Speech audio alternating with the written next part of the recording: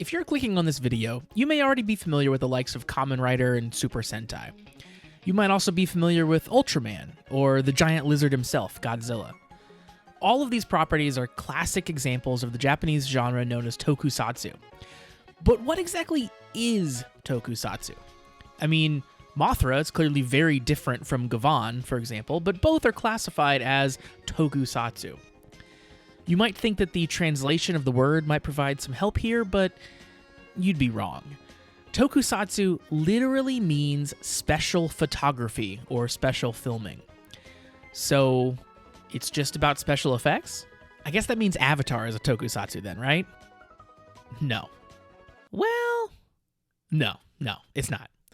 But why? Clearly there's more to the core identity of the genre than just the name might suggest. The Oxford English Dictionary defines Tokusatsu as a genre of Japanese film or television entertainment characterized by the use of practical special effects, usually featuring giant monsters, transforming robots, and masked costume heroes. Now we're getting somewhere. The definition calls out practical effects, which, if you don't know, means special effects that aren't created using computers. When you think about it, this makes a ton of sense. The word tokusatsu was first used long before computers, long before the age of CGI, so it should be clear that this is the special photography they were talking about. Now, in tokusatsu, we see a few different categories of practical effect all the time. The first, and probably most recognizable as a genre trope, is the rubber monster suit. Since the dawn of tokusatsu, we've been putting brave Japanese people inside hot, sweaty monster costumes and calling it entertainment. And it's peak. I mean, it doesn't get old. Just look at this guy and tell me you want to watch something else. You can't. The rubber suit spans the entire genre, from kaiju films like Godzilla, all the way to henshin hero shows like Kamen Rider and Super Sentai. They all create elaborate costumes using common materials such as upholstery foam, liquid latex, and fiberglass. This approach creates a suit that is flexible enough, and in my opinion, has a very distinct look. And of course, if you're making a suit that represents a giant monster or a giant robot, you need something for them to destroy. Which brings us to our second category of practical effect, miniatures. From the very beginning, Tokusatsu productions have created meticulously detailed miniature cities and sets that serve as the battleground for these monsters and robot fights. Model makers construct scaled versions of urban environments, buildings, vehicles, and other infrastructure using materials like fiber-reinforced plastic, styrofoam, and plaster. These models are typically incredibly detailed, which is especially crazy because a good chunk of the time, the job of the miniature is to be destroyed in staged explosions or to be crushed as a suit actor falls onto it during a pivotal battle. It must be both exciting and heartbreaking as a model maker to see something you've spent hundreds of hours on destroyed in a one-chance-only shot. I mentioned blowing up a miniature in a staged explosion, but that's not the only time pyrotechnics are used in the filming of tokusatsu. Pyrotechnics and other explosive effects work as a type of visual shorthand in tokusatsu, and actually serve multiple narrative purposes. Ball of fire explosions convey devastating power and finality, often indicating that a defeated monster will not return. Smaller sparks show the effectiveness of attacks and weapons without having to show blood and gore to indicate a character taking damage. Puffs of smoke are used for less significant destruction, such as when buildings collapse. These effects are carefully designed so audiences understand the severity of actions through their visual identity. The last category of practical effect that is integral to the feel of tokusatsu is the wire work. Wire rigging enables stunt performers to perform impossible aerial feats. Harness systems attach performers to carefully engineered cable systems that lift, suspend, or move them through three-dimensional space. This technique enables heroes to perform flying kicks, soaring escapes, and gravity-defying combat sequences that are central to tokusatsu action. So, practical effects are a key piece of the soul of tokusatsu. But narratively, there are a ton of unique tropes that tokushows have in common that help to craft that unmistakable tokusatsu feel. Let's set a challenge. Imagine a tokusatsu story where there are no visible suits or helmets on screen, no miniature city blocks are getting blown up, there's no obvious wire work, explosions, or monsters. Somehow, the episode got turned into an audio drama, or a manga, or a low-budget stage play. Would it still feel like Tokusatsu? If the answer is yes, and I think it is, that means Tokusatsu has its own narrative DNA, patterns and structure, tone and themes that exist independently of the effects.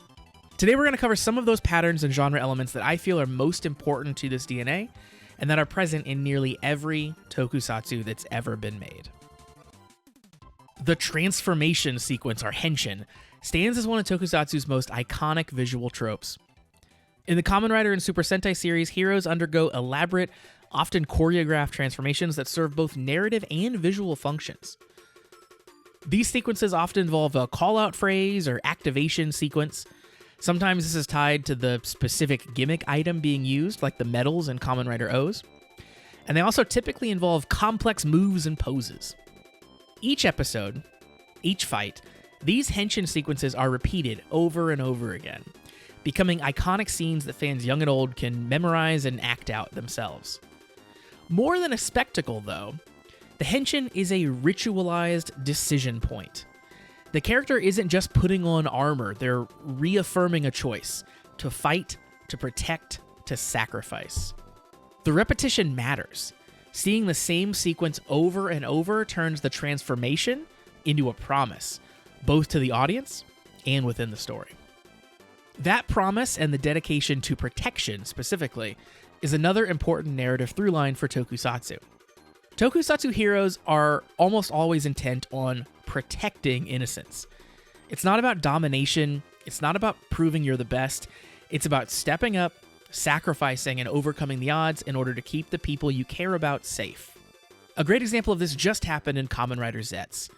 Here, our hero Baku is both a Kamen Rider and a secret agent, undertaking important missions. One mission he gets assigned is to eliminate the enemy. Now, some shows would try to demonstrate that this is for the greater good, or they might even have the hero revel in this task, but in Zets, they instead highlight Baku's sister, scolding Zero, who assigned the mission, asking him to not turn Baku into a murderer, and saying that Baku only wants to help people. Even when we do have anti-hero type good guys, they're still motivated by protection. Take Kamen Rider Valverad, for example. He often butts heads with our main character Hodoro, but he's still ultimately motivated by protecting his adoptive mother and preventing future tragedies like the one that killed his biological parents. Tokusatsu main characters are intended to represent the best of us. And of course, Toku heroes are also burdened with a deep sense of responsibility to the protection they hold so dear. It's like Spider-Man. They all believe that with great power comes great responsibility. No one else is going to stand against whatever fresh horror the current episode has brought, so they must do it.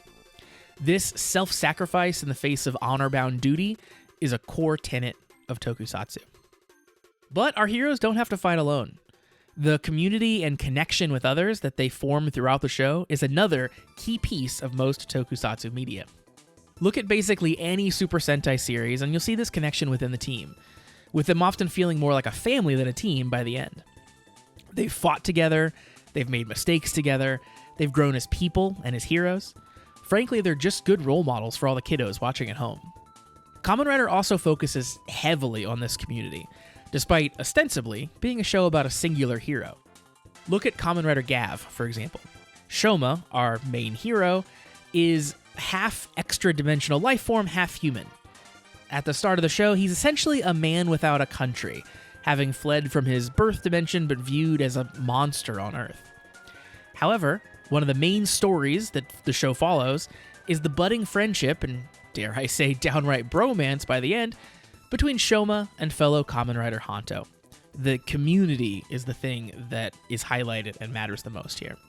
Our final trope of Tokusatsu, found in nearly every Toku show, not just Kamen Rider, not just Super Sentai, is that the monsters are actually internal problems externalized.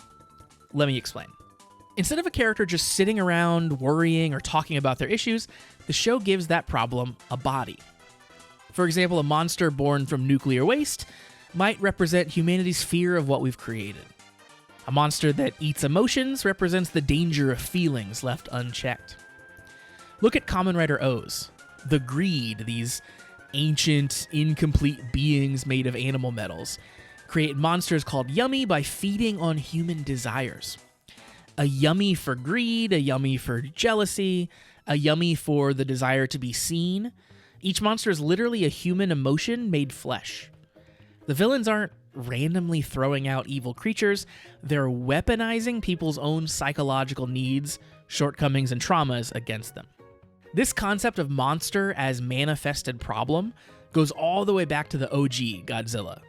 Godzilla himself, of course, later becomes sometimes a goofy, silly hero, but originally, he represented Japan's trauma, their fear, and their rage from the atomic bombings that happened during World War II.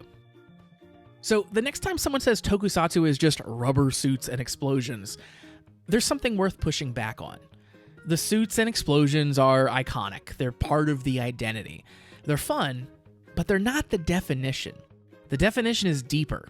It's in how the story works, how it structures conflict, how it uses monsters as mirrors for human problems, how it treats transformation as ritual, how it balances the world shaking with the intimate, and highlights the good in all of us.